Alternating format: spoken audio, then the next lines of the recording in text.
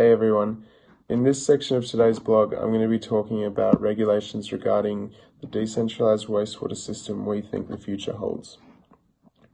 So as you're well aware of by now, the Tower of Eden is basically our version of what a decentralized wastewater system could look like. Now the reason we are so keen on this idea is because it relies on social constructs to regulate the use of the system, meaning that because you can see the constituents of the water you waste, it is no longer an out-of-sight or out-of-mind issue. People are forced to deal with what they put into our wastewater system, and by doing that, they become accountable for their actions. So we also talk about taking the next step in this process of making this idea happen. By this I mean creating legislation that requires new developments to start incorporating decentralized systems into their design so that we can get the ball rolling and start the process. Now I'm going to hand you over to my partner, who is going to talk to you about centralized wastewater regulation. Well done, Lian.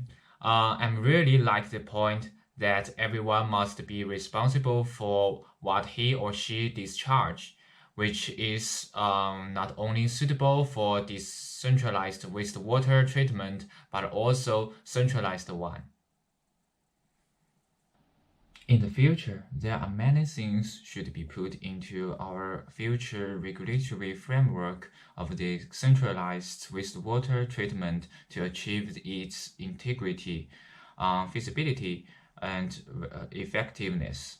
The first things is to improve reconstruction, replacement, and maintenance, because the facilities of centralized wastewater treatment are quite old and hard to meet the requirement of capacity.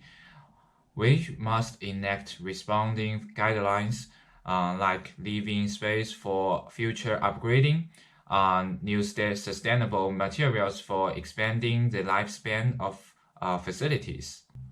Second, set up new responsibility and charging systems responding to a decentralized one.